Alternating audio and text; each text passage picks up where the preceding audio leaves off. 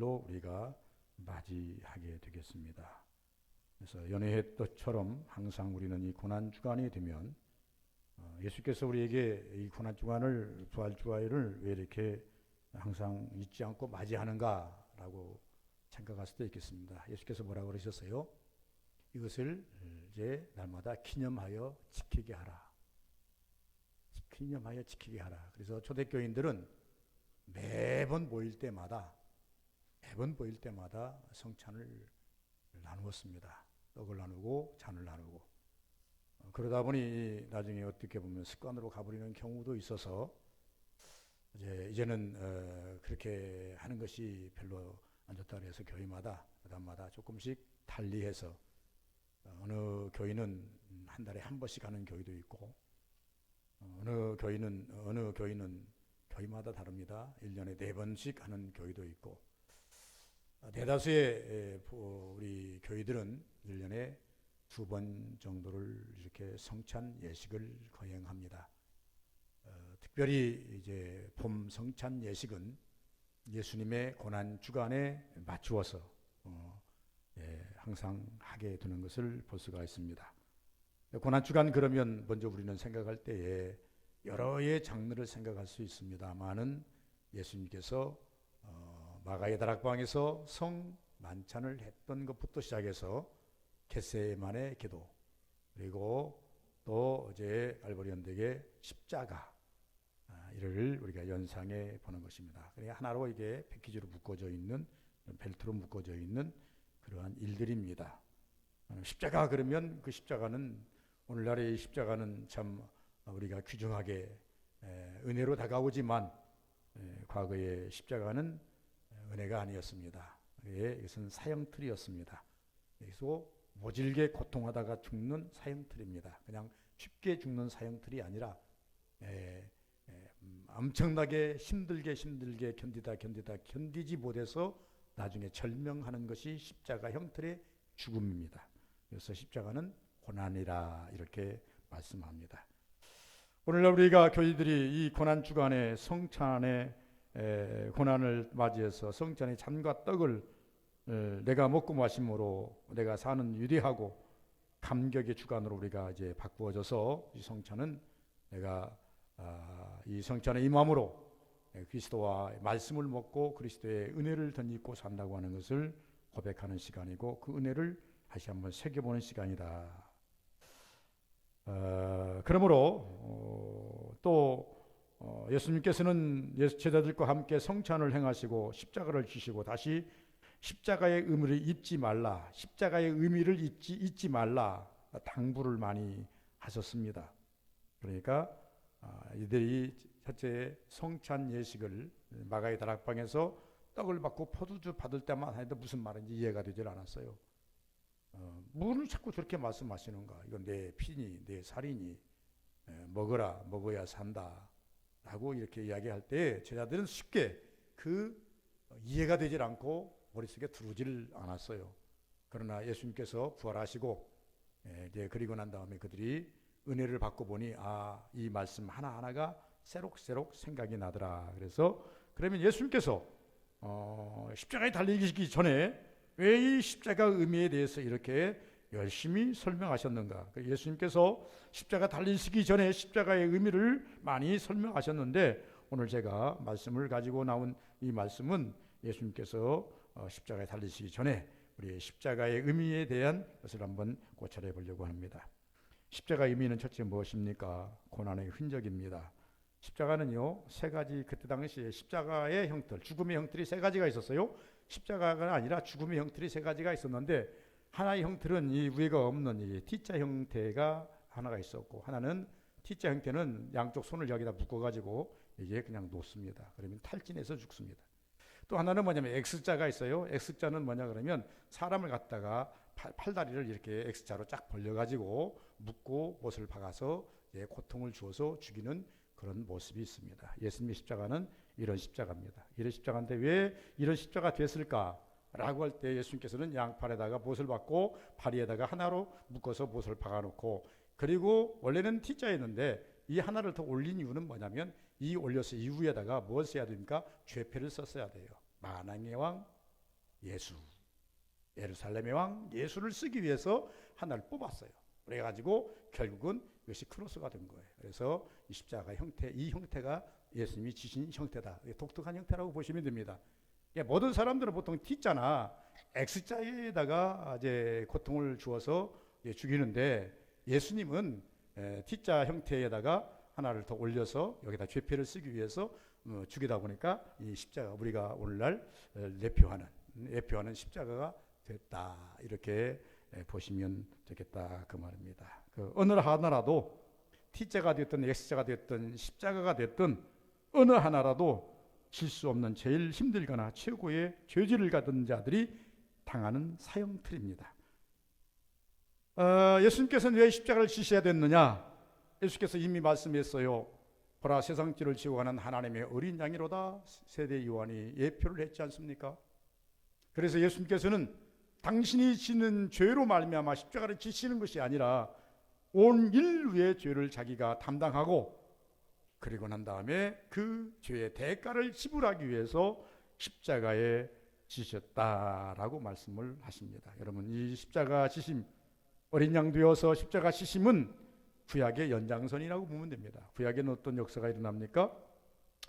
자, 물론 창세기부터 제사법이 있었지만은, 그러나 레위기에 보면 하나님께서 이스라엘 백성들에게 5대 제사를 딱 예표하시면서 이 5대 제사에 항상 이제 소재는 뭘로 됩니까? 딱 세 가지로 규결이 됐습니다.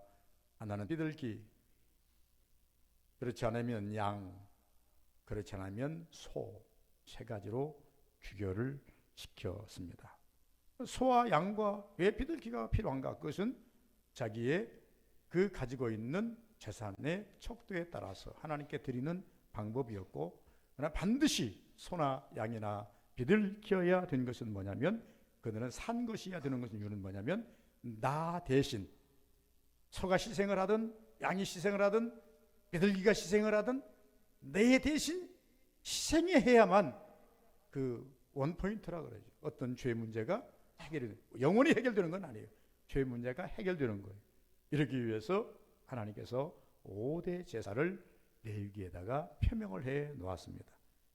그 5대 제사의 모든 그것을 하나로 예수님이 묶으셔서 당신이 어린 양이 되어서 제물이 되어서 십자가의 죽으심으로 말미암아 이후에, 예수님 이후의 모든 세대들은 5대 제사에 그것을 번거롭게 따라갈 것이 아니라 예수 그리스도가 우리를 위해서 모든 죄짐을 지고 십자가에서 고난을 당하시고 돌아가셨기 때문에 우리는 더 이상 이 죄 문제 때문에 고민할 필요나 양을 잡을 필요나 그리고 짐승을 잡을 필요가 없다고 하는 것을 예표해 주셨습니다. 그러므로 이 십자가는 철저한 고난이다.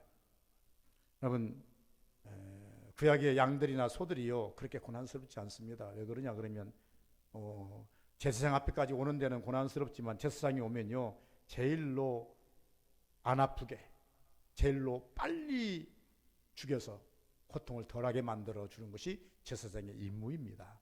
그렇기 때문에 제사장 앞에 놓인 소나 양은요 그렇게 고통스럽게 죽지는 않습니다. 그러나 예수님께서는 십자가를 지실 때에 모진 고통을 다 짊어지셨다. 그것은 우리 인류의 죄성을 드러내는 모습이고 여러분과 저의 죄성을 드러내는 모습이라고 말합니다. 십자가의 의미는 무엇입니까? 기독교의 핵심입니다. 독일의 신학자는 말하기를 우주를 축소한 것이 성경이고 성경책을 축소한 것이 십계명이고 십계명을 축소한 것이 사랑이라고 말씀했습니다. 다시 이 사랑은 십자가로 예표됩니다. 요한복음 3장 16절 그래서 십자가 있는 곳에 구원이 있고 십자가 있는 곳에 용서가 있고 십자가 있는 곳에 평화가 있고 십자가 있는 곳에 사랑이 있다. 돌아가서 부활의 십자가는 부활이 일어나고 일어난 그 이후의 십자가는 십자가가 있는 곳에 치유가 있고 십자가가 있는 곳에 응답이 있으며 십자가 있는 곳에 어둠이 물러가는 것. 그러니까 예수님께서 십자가를 통해서 우리 죄 문제도 해결해 주었지만은 현실의 문제도 하나님께서 해결해 주심으로 미래적인 문제까지를 전부 다 해결할 수 있는 유일한 통로가 십자가라. 라고 말씀을 하고 오십니다. 십자가의 의미는 세 번째는요, 십자가는 하나님과 인간의 화목을 포징하는 것입니다. 예수님이 지신 십자가는 종과 형으로 되어 있다고 말씀을 제가 했습니다. 이유는 이 땅과 하늘의 만남의 매체이고 인간의 손과 하나님의 손에 붙잡은 맞잡으심이고 이루어진 화목이라고 말합니다. 예수께서 하려고 했던 것이 무엇이냐 그러면요, 자, 인간이 하나님이 우리가 그 사형리 CCC 사형리에 보면요 이렇게 말합니다. 전도 사형리의 전도 그 사형리에 보면은 이렇습니다. 하나님은 거룩하시고 인간은 죄인이다. 죄에 빠졌다. 인간들이 강이 생겨버린 거예요. 하나님은 거룩하시고 인간은 죄에 빠져서 하나님과 나 사이에 강이 생겼어요. 그런데 인간들이 강을 건너려고 애씁니다. 철학으로 건너려 보려고 하고 의로 건너보려고, 물질로 건너보려고 하고, 자기 어떤 기술로 건너보려고 하고, 자기 신앙심으로 건너보려고 하는데 미치질 못해요. 다 건너다가 빠져 죽습니다. 근데 예수께서 어떻게 하십니까? 하나님과 우리 사이에 십자가로 딱 그니 다리를 놓습니다. 다리를 놓으시고 우리에게 이렇게 말씀하시죠. 나는 길이요 진리요 생명이니 나로 말미암지 않고는 아버지께 올 자가 없느니라. 오직 통로는 하나밖에 없다. 하나밖에 없다. 그래서 예수께서 하고 싶은 것이 뭐냐면, 인간은 너무나 죄인이어서 우리가 하나님 앞에 손을 내밀어도 하나님 잡을 수가 없는 것. 하나님은 의로우신 분이시라 인간의 손을 잡을 수가 없습니다.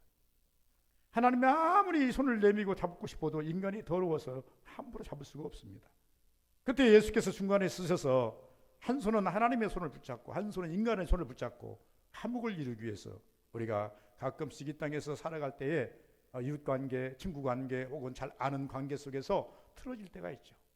마음이 소원해서 틀어질 때가 있고, 서로가 원수시할 때가 있고, 이럴 때 삼자 입장에서 볼 때, 친구 입장에서 볼 때 도저히 저 사람도 저러면 안 되는데, 저 가정 저러면 안 되는데, 그랬을 때 중재자가 가가지고 이쪽에 가서 이야기하고 이쪽에 가서 이야기하고, 그래서 이쪽 손을 잡고 나중에는 손을 같이 잡아다가 끌어다가 손을 작게 만들어서 화목하게 만들어서 나중에는 풀어지게 만드는 그런 중재자들이 꽤 있지 않습니까? 그것처럼 예수님께서는 이 땅에 오셔서 한 손은 하나님의 손을 붙잡으시고 한 손은 인간의 손을 붙잡고 정말 하나님을 자꾸 이쪽으로 끌어내리고 인간 쓰는 걸 자꾸 끌어올려서 결국은 하나님과 인간이 만들게 하는 매체가 예수 그리스도께서 하셨다. 그것이 십자가의 사건이다, 표징이다 라고 말씀을 하고 있습니다. 그래서 하나님께서, 예수께서 뭐라고 하십니까? 십자가 지시면서 아버지여 저들이 하는 일을 알지 못함이니이다. 용서하여 주옵소서. 무엇을 보고 그렇게 얘기했을까요? 하나님은 영이시, 예수님은 영이시기 때문에요. 지금 십자가 지면서 하나님의 표정을 보고 계시는 거예요. 그런데 하나님께서는 극도로 지금 자기 아들 독생자가 죽는 것을 보시면서 마음이 좋지 않은 거예요. 극도로 지금 하나님께서 지금 이제 뭐라고 할까요? 지금 이제 천군 천사를 동원해서 지금 대기하고 있는 거예요. 예수 말 한마디에 떨어지기를요. 그럴 때 예수께서 말기는 겁니다. 하나님 아버지, 그렇게 하지 마십시오. 내가 십자가에 죽는 것은 하나님을 화를 유발하려고 하는 것이 아니라 화목을 위한 것이기 때문에 아버지여 저들이 하는 일, 나를 십자가에 못 박는 거 용서하여 주옵소서. 내가 이 일을 위해서 왔나이다. 이 한마디에 인류가 살아난 건 아니겠습니까? 그리고 난 다음에 결과적으로 하나님께서 인간에게 대한 그 분노를 표출하셨습니다. 어떻게 분노를 표출하셨습니까? 예수께서 십자가에 달리시고 다 이루었다 하시면서 운명하신과 동시에 해가 빛을 잃고, 그리고 난 다음에 지진이 일어나며 우르렁꽝꽝합니다. 그때 많은 사람들이 이렇게 말합니다. 과연 이는 하나님의 아들이었도다. 과연 이는 하나님의 아들이었도다. 사람들이요, 십자가에 달리실 때까지는, 예수께서 모질게 고통을 이제 호소할 때까지는 나는 죄인이다 이렇게 청조했지만, 예수님이 막상 아버지여 내 영혼을 받으시옵소서 하고 다 이뤘다라고 하고 고개를 떨구는 순간 하나님께서요 분노를 표출하셨는데 어떻게 했습니까? 하늘의 빛을, 태양을 어둡게 해버려. 그리고 땅이 지진이 일어나니까 그때 많은 사람들이, 그 현장에 있던 사람들이 과연 하나님의 아들이었도다 하고 전부 다 자기 집으로 돌아가는 그런 광경을 성경에서 우리는 찾아볼 수가 있는 것입니다. 예수님께서는 왜 십자가에서 이렇게까지 참으시면서 하나님께 분노하시는 그 분노를 자꾸 진정시키면서까지 십자가를 져야 했는가? 그것은 우리 인간 앞에서는 이미 예수께서 천사들이 예수님 이 땅에 태어날 때 말했지 않습니까? 하나님께는 영광이요 땅에서는 기뻐하심을 입은 사람들 중에 평화로다. 우리에게 평화를 주시기 위해서, 우리에게서 평강을 주시기 위해서. 여러분, 이 땅에서 제일 평강한 사람이 누굽니까? 천국 갈 준비 잘 된 사람이 평강한 사람입니다. 네 번째는요, 죄의 사함의 방편이라고 말합니다. 레위기 17장 11절 보니까 피로만이 죄의 사함을 받느니라고 말씀했습니다. 피가 없이는 안 된다는 거죠. 그래서 이것을 히브리서 9장 22절에는 피로써 정결케 되나니 피 흘림이 없은즉 사함이 없으리라. 구약에는 그랬어요. 구약에는 철저하게 피 흘림이 없이는요 죄의 사함을 받지 못했어요. 그런데 예수께서 이제 신약에 와서 히브리서는 말합니다. 구약에는 피 흘림이 없이는 죄 사함이 없었다. 신약도 마찬가지다. 그런데 예수 그리스도가 이 땅에 오셔서 우리를 위해서 피 흘려 주심으로 우리는 다시금 양이나 소나 비둘기를 찾을 것이 아니라 예수를 믿음으로, 예수를 고백함으로 우리가 죄의 사함을 받게 되었다라고 말을 하고 있습니다. 요한계시록 1장 5절에 보니까 그의 피로써 우리 죄에서 해방하시고 그의 피로써 우리 죄에서 해방하셨다라고 말씀합니다. 오직 우리는 찬송에도 말하지 않습니까? 나의 죄를 씻기는 예수의 피밖에 없네. 나를 정케 하기도 예수의 피밖에 없네. 예수의 흘린 피, 날 정케 하오니, 날 희게 하오니 그는 귀하고 귀하도다. 예수 그리스도의 십자가를 귀하게 길 줄 아는 성도가 되어야 되고, 예수 그리스도의 피 한 방울이 내게서 생명인 것을 고백하는 성도가 되어야 됩니다. 오늘 가끔씩요, 세상은 참 좋은 세상입니다. 엄청난 우리가 어저께도 어디 갔다 오면서 그런 얘기했습니다만은 우리 전라북도가 한때는 저 금강 하구뚝에 물을 먹었습니다. 4급수, 5급수에 가까운 물을 퍼가지고 정화를 해가지고 먹었습니다.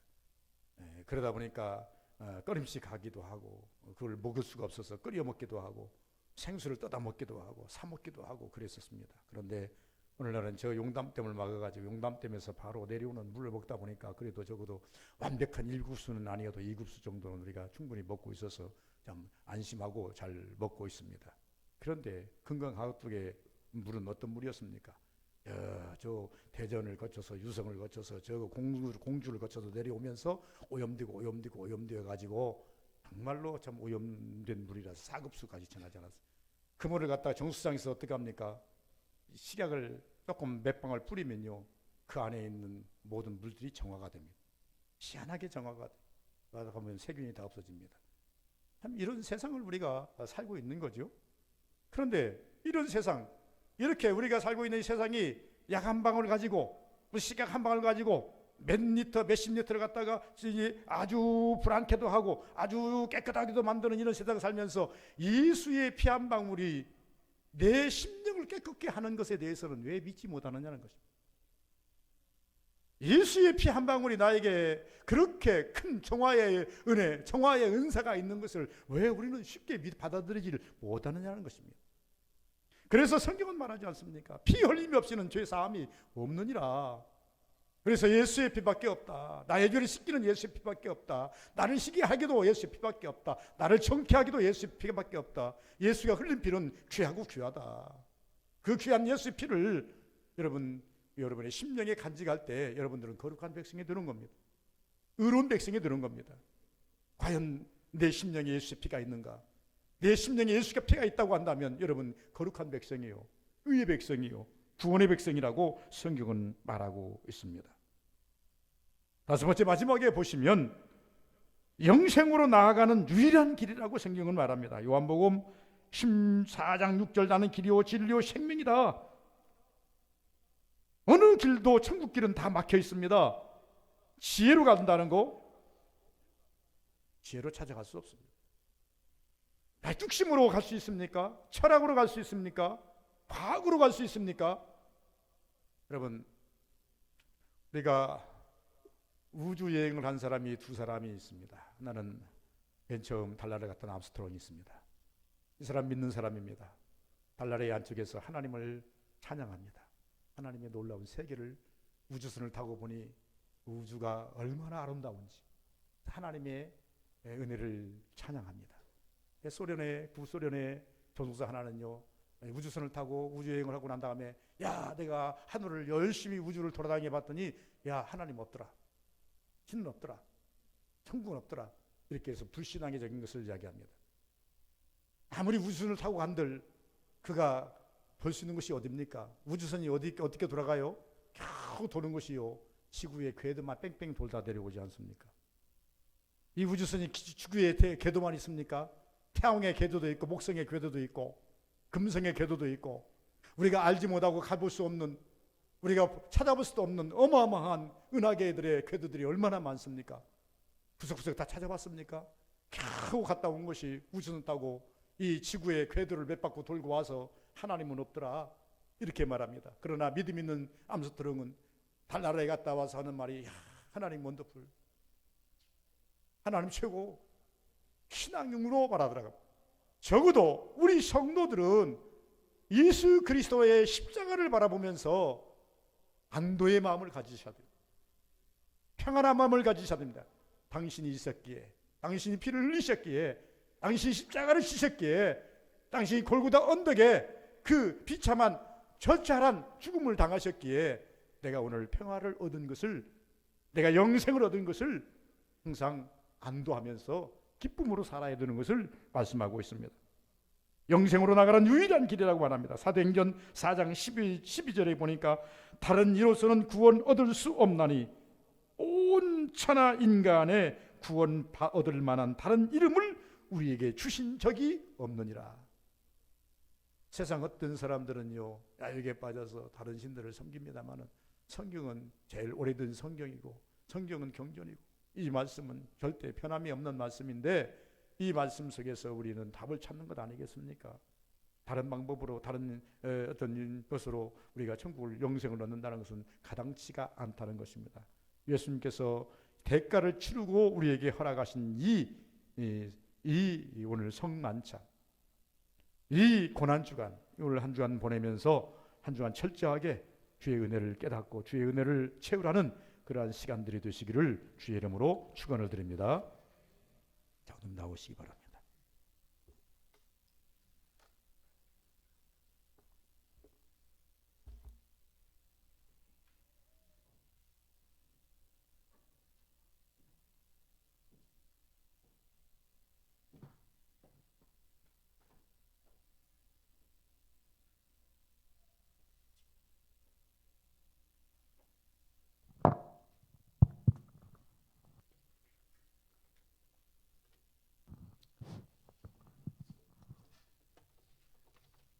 천천히 나오십시오. 얼마 안 돼. 금방 끝납니다. 12시 안에는 끝나니까 걱정하지 마시고.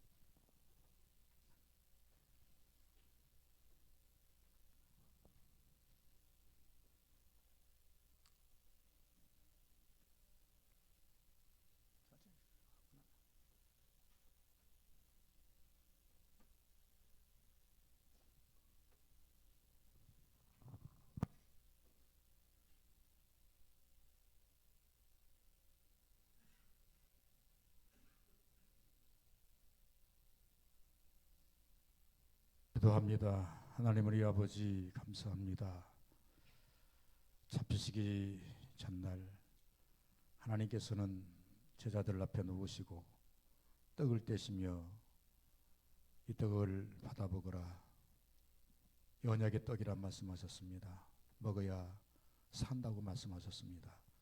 그리고 내가 올 때까지 기념하여 지키라 말씀하셨습니다. 오늘 제자들에게 분부한 말씀 따라서 우리 서부교회가 하나님 아버지 앞에 성례주의를 지키면서 하나님의 종된, 하나님의 백성된 우리가 떡을 받기를 원합니다. 받음으로 하나님 아버지여 소생하게 하시고, 받음으로 말미암아 풍요롭게 하시고, 받음으로 말미암아 고난주간에 하나님 아버지여 주의 고난을 한 번 더 각인하는 시간들이 되게 도와 주옵소서. 받는 자마다 복되게 하옵소서. 예수님 이름으로 기도하옵나이다. 아멘.